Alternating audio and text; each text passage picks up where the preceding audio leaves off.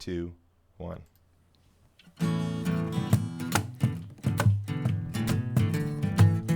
Welcome to Potter Familias, coming to you from Fairhope, Alabama.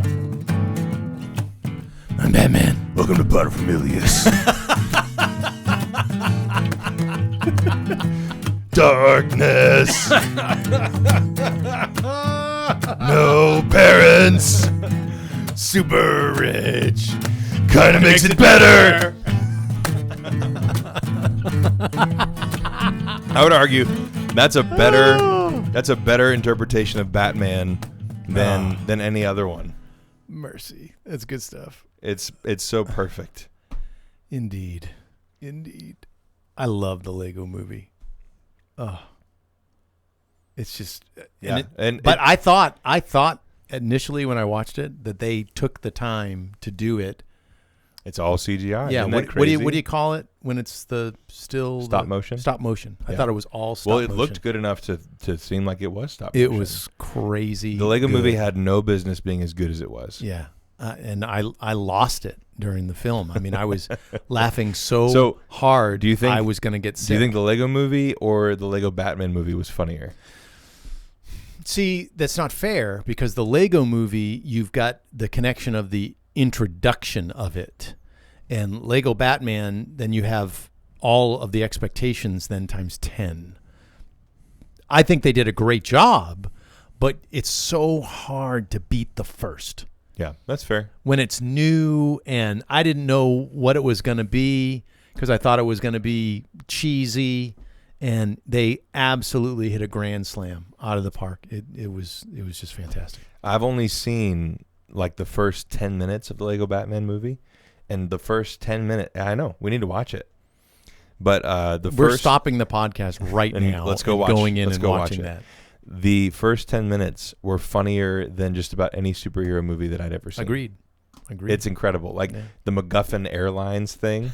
Like I was just like, oh my gosh, they're like taking every rule about filmmaking that's like you're not supposed to do this. Like that's too tongue in cheek. That'll never work. And they're like, let's just do all of it. Every single idea. Yeah. I don't think they turned any idea down. People, the two pilots are like the grip boy was transporting like, hey. all these bombs and jewels. Woo, best friends. I was like, this is amazing. Hey, I got an idea. Yes. Before you say what it is, we're doing it. It was awesome. Yeah. If you don't know what we're talking about, just go watch the Lego movie, Lego Batman. Turn this podcast off and go watch him right now. It's so good. It's worth your time. It's that important. Main thing.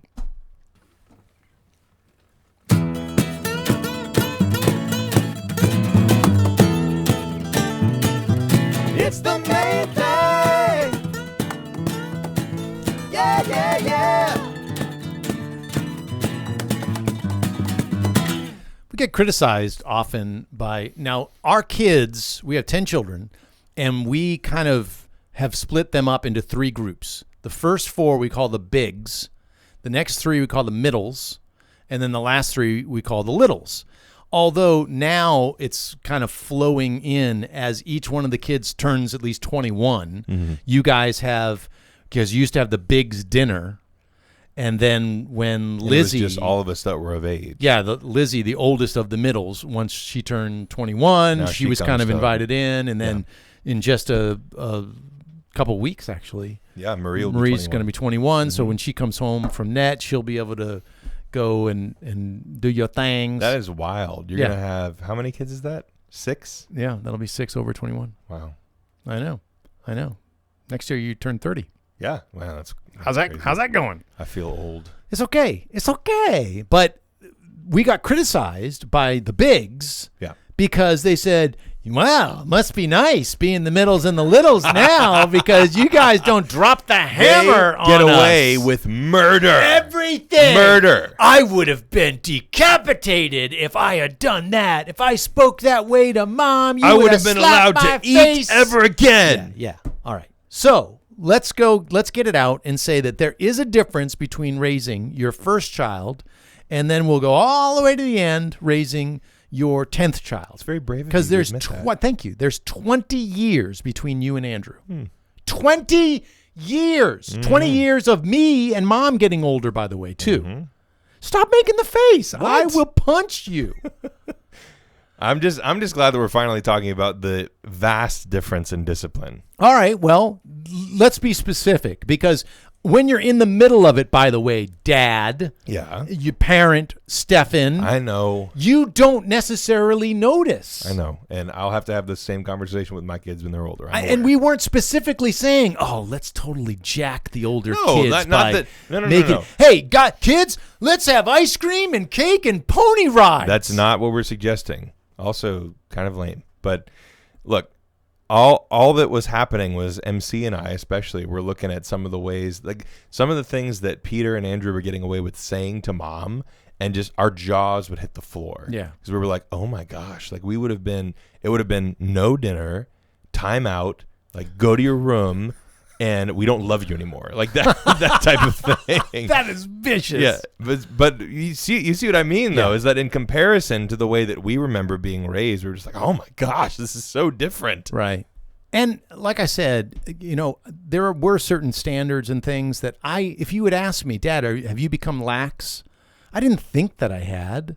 I don't know why. I really don't even know why, because I don't think it was something that we consciously did. Mm-hmm. Maybe when people say, oh, as you get older, the parents just get tired, it really could have been something like that. And I don't think that y'all are lax. I think it's just very different from how... Well, give some specifics here. Okay, so for example, I actually stepped in and said something to my little brother because of this, but he said something to mom that... I don't even remember the specifics of exactly what it was, but it was really disrespectful talk back. Right. And was I there? No. Oh, okay. So this was just this was something where I think mom was tired and she didn't want to deal with it, and it's like, okay, fair enough. But it happened right in front of me, to where he was just like, like, you're dumb, mom, or something like that. And mom just kind of turned away. She was like done with the situation. She was like, forget it. And so I walked over and I grabbed my brother by the ear and dragged him over to the corner so that we could talk. And I was like, don't you ever talk to your mother that way ever again.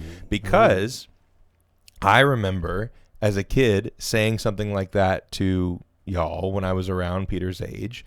And it really did feel like I have lost privileges forever.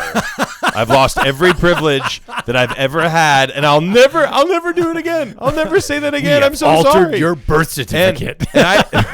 We changed your last name. Sorry, kid. You're now Smith. By the way, you're adopted. Like that kind of thing. So, but seriously, like in my 8 or 9 year old brain, that was what I remember. Is like, oh, it was this horrible experience, and I remembered not to do that ever again because of the negative consequences. Now, obviously, as you get older, you grow out of the reasons for doing what you do, but it stuck with me, and I was like, yeah, that was a really valuable lesson. So I was like, man, he is not learning that lesson. Let me just step in and help you real quick. Thank you. Yeah, I appreciate it. Yeah, just as sometimes it's, I don't necessarily want to title them as negative influences by the older siblings, but you definitely did allow them to hear music and see things that mom and I didn't necessarily plan on. Yeah. But you're also mentioning a very positive thing. Mm-hmm. If I wasn't there and you stepped in kind of as a proxy dad, thank you. Well, yeah, but it's not like I felt a responsibility to do it. I was just like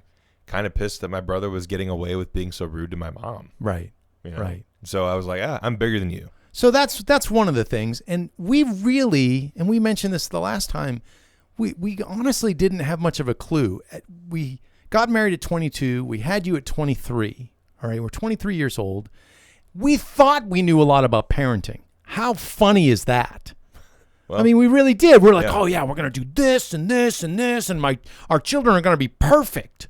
Now you did turn out great, but all the while we were like, man, this is harder than it looks. Yeah, absolutely. And there were times when we were like, we really were shooting from the hip. We didn't have any idea. And that's fair. Like, trust me, there's no criticism involved in any of this. It's just noticing a difference and being like, come on, man.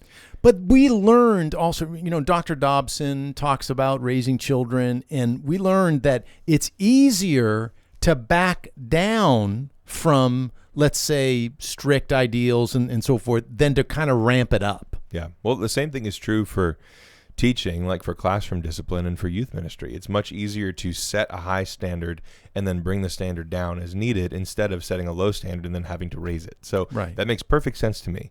And I actually appreciated a lot of the harsh lessons that I learned as a kid because it helped me to understand how I'm supposed to act in the world, right? Yeah. So we've had to strike a balance. My wife and I have had to strike a balance with the way that we raise our kids, trying not to be too strict, like we talked about in the last episode, but also being aware of the ways that we could actually turn things up a notch just to make sure that particular lessons are driven home like really, really intensely.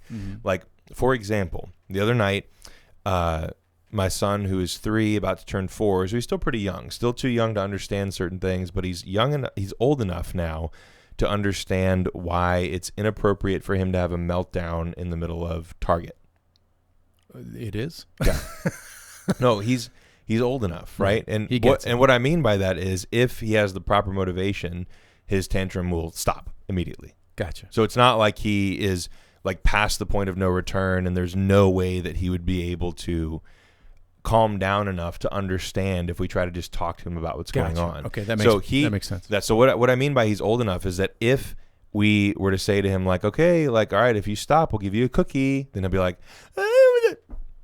okay, where's my cookie? So he's got the self-control. He's got the self-control. He just doesn't like to apply it. And the other day, I really did have to pull him aside and say to Afton, like, okay, you take the kids and go do your shopping. We're gonna sit here and talk for a minute. And I sat with my son and I just waited for him to calm down. And I sort of, held him close to me and I was like, look, dude, you can't do this in public. And if you do it again, then I will take you out to the car and we will stay in the car until everybody else is done shopping and then we'll go home. And he was really excited about going to Target that day because there was some toy that he wanted to look at or whatever. And I told him, we're going to get up and we're going to go back with mom and the kids, but I'm warning you and I want you. And I was like, look at my eyes so you understand me right now. If you do that again, if you throw yourself on the ground and start screaming, then I will, without warning you, take you outside, put you in the car gently, and we will stay out there until everyone else is done. Now, that might sound unbelievably harsh to some people, but to me, it's like I almost wish that had been done to me when I was younger because I feel like it would have instilled this idea of, okay, it's all right to be upset, but it's not all right to react to being upset this way. And Gotcha. I know that my son is old enough to be able to control himself that way because he's demonstrated that he can do it. Right. Right. Now, how did we react then when you would act out like that? Do you remember? I don't think there was ever a time where I was removed from the situation, like removed from the thing that I wanted to do. Right. I think sometimes I would get spanked. Sometimes I would get like, forcefully spoken to or whatever. But I don't remember a time when that was the way that y'all responded to me throwing a tantrum. Right. I've often said that what you got from Mom and I was our youth. Mm-hmm. I played like crazy with y'all. Yeah. I mean, how many times I played horsey. I had the best abs of my life when I used to just lie on the floor and flip us you over. guys over me. Yeah. Because again, Dad, again. And I would just go on and on and on until the next day I could barely walk. I mean, but you got all my youth, and Andrew does not have my youth. I'm an old guy now. And I'm fair. Well, when they go, hey, let's jump on the trampoline. I mean, I will for a little while, but I'm not going to do flips like I used to. Okay, yeah, that's fair. But what he does have is my wisdom, and I will admit I'm much more patient now. Yeah. I mean, I wasn't back then. I just wasn't. And you know what's funny is that it's not even a like the length of time that you're talking about is what, 20 years? Yeah. So it's not even a length of time thing. It doesn't take that long for that transition to happen where you look back and go like, I would do things differently if I could do it again. Right. Like with the way that I was when Edith was Eli's age, which was like what, 1.5 years ago, 2 years ago.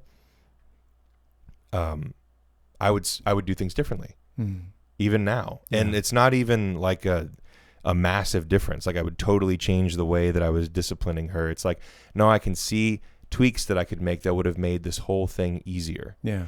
And So I'm already doing that, and I'm applying things that I've learned from my 2 older kids to the 2 younger kids as they start to get older. And every kid is different. It's not like I really feel for parents whose kids have genuine diagnosed behavioral issues, because that is a legitimate thing. Right. If somebody's kid has some kind of a neurological thing that's going on that prevents them from responding to the typical discipline that you would give a kid that's their age, I feel for them, because there's nothing you can do. It's not like there's like there are ways that you can learn to deal with it, but there's nothing that you can do by escalating your normal stuff that you do as a parent to discipline your children that will make it any better or easier. It's like, that's a horrible situation to be in. And God bless any parent whose child struggles with that. And thankfully, we haven't really had to deal with anything like that so far, but I can already see the ways that I raised my oldest is quite different already from the ways that I'm going to raise Sam. And you notice it maybe, or you will notice it even more, let me explain why, is when you don't necessarily have a kid chasing from down below, age-wise.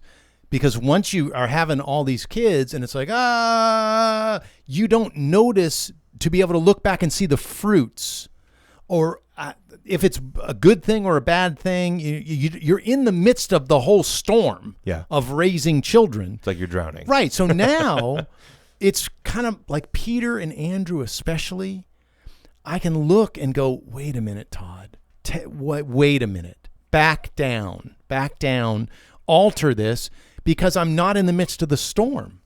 I mean, we don't have any diapers that we're changing other than your kids when y'all are over. Fair. So we can kind of calmly look at things. And my wife and I are not so exhausted in the evening because the kids, hey, go brush your teeth. We're not there brushing their teeth and doing all sorts of other things and falling into bed and like, good night. Oh, please, God, give us 2 hours before somebody wakes up. That is so familiar. Right. We're not at that point anymore. So it really does change the paradigm on raising a child because your perspective changes. Yeah. Yeah, that's totally fair.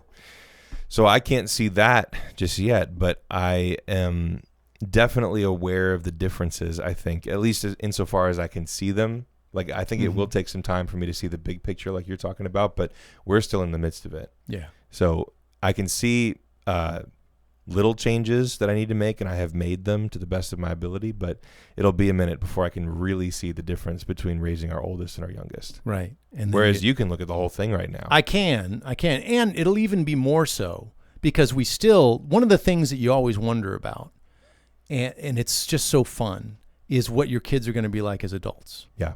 Because in the midst of raising y'all, we really didn't think much about it while we were in the middle of it, to be honest. It's probably a good thing, yeah. But then it got super cool. Yeah. Like and I don't know why I was necessarily surprised by it.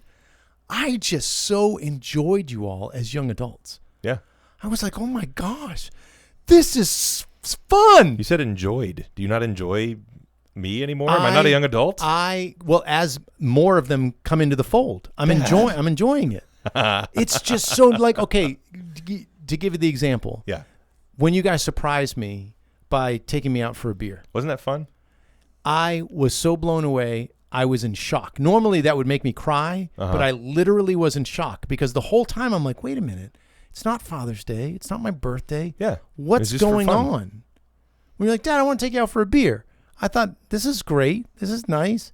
And then I show up. All of my children that are old enough to drink are there, including my son and daughter-in-law via FaceTime. Yeah. And it was outstanding. Yeah. I was like, oh my gosh, I love you guys so much. Yeah, because that's something that we can do now as young adults. And I don't know, like I definitely can see where the particular way that I've been blessed as an oldest child, or just one of the bigs, like you were talking about. The big. The biggest. The first one. You hear that, MC? The first one. Stop telling people that you're the oldest. But one of the particular blessings that I can see is how we all really enjoy y'all's company. So it goes both ways. It's not like it's just like, oh, our kids are so awesome. Please come hang out with us. And we're like, okay. It's like we all really enjoy each other's company. That's why we keep coming back for Sunday breakfast and wanting to hang out with you all the time. It's pleasant. And that is something that I think not a lot of people can say about their relationship with their parents. Which is unfortunate. It is, but I really appreciate it. I think that like it's more fun to hang out with you and Mom almost sometimes than certainly other people y'all's age that we know, just because we have so much more life experience in common. You guys have turned out awesome. And I will tell y'all a secret concerning this. I don't know if it's a secret, but it's something that we kind of came into understanding, and it wasn't really told to us, and we didn't read it in a book, and even our mentor parents didn't really say this to us, but we came to the understanding that it's really important to not need your children. Mm-hmm. Because if you need them, then it's going to be a drain on them to come to breakfast and what have you. Yeah. We desire your company, but we don't need it. So when you were like, oh, well, we're going to visit the relatives on the other side of the family, we're like, cool, have a great time, have a safe trip. We weren't like, oh, no. No, you need to. No, what are we going to do? What are we going to do? And by the way, I have never in my life once felt that like weird, clingy aspect that you're talking about coming from you and Mom, ever. Yeah. Like I've never felt that before. Yeah. Well, because we were conscious about it. We were made sure, because we're like, this is your life. Mm-hmm. And if you want my counsel, I will give it to you. If I feel like you've really stepped out of line, I may say something unsolicited. I was going to say, I think you'll give it to us unsolicited no matter what. It depends. It depends on what it is. Mm-hmm. Because you already have made a lot of decisions that would go completely contradictory to what Mom and I would do. Yeah. But it's your life, not mine. Your life. Yeah. If I felt like you were threatening my grandkids in any way or doing something that was immoral or something like that, I'm dropping the hammer on you. Mm-hmm. You ever do something where I'm like, no, don't do that to your wife or what have you? Yeah, you're going to hear from me. But if you're in the zone. I was about to make a joke, but you're being really serious. Yeah, no, I am. But if you're in the zone, then it's your life. Yeah. I mean, it's your life. Live it. And I think that I have done a good enough job to launch you, and now I get to just reap the benefits. Yeah, and I think that there's something that needs to be said about how profound of a thing to do for your children that is, right? So it probably doesn't seem like it's that big of a deal, or y'all were conscious about it, so obviously you thought it was important. But I can't even begin to tell you how many people I know whose relationships with their parents, if they weren't already kind of in a bad place, are starting to crumble because they've started to have kids. And their parents' decisions are, or rather their parents' desires are starting to interfere with their ability to parent their children and to have their own lives. That's and a bummer. It's so common. Like a lot of people my age, one of the major complaints that I hear about other moms and dads with regards to their parents is how much their parents are trying to tell them how to live their lives and raise their children. Oh, y'all, don't do that. Don't do that. Let's. And I don't think they even realize that's what they're doing necessarily. Let your kids. But they never sat down and were like, our kids are their own people. Now, it's not everyone. Again, this is a generalization. There are some people who also have wonderful relationships with their parents like we do. But I have heard a very common complaint from other parents my age that their parents try as best they can to directly affect the decision-making process when it comes to how they raise their kids. Ouch. Yeah. Yeah, that's just not healthy. Or like using the fact that they want to be involved in the kids' lives so that they can help watch them as a bargaining tool. Yeah. Like as leverage. It's like, that's not cool. It's not cool at all. And if y'all did that to, I mean, well, do you remember that one time where we had that one big disagreement and we all had to sit down together because it turned out to be a misunderstanding about. That was my fault. No, it wasn't you. It was a miscommunication on the part of everyone was talking to everyone else without directly talking to the people they needed to talk to. You remember this? I do remember that. With like who was going to watch the kids and like the help that we needed or whatever. So it ended up being this huge big thing. And then we all sat down and we talked it out. And we haven't really had an issue since because we all expressed our desires and we set boundaries and everyone has respected everyone else's boundaries. Yeah. So it's like, if you just do that, which I guess for a lot of people that's a hard thing to do, but for us it wasn't. It was pretty easy to say, this is what we want, and then y'all were like, well, this is what we want, and we were like, all right, let's meet in the middle here.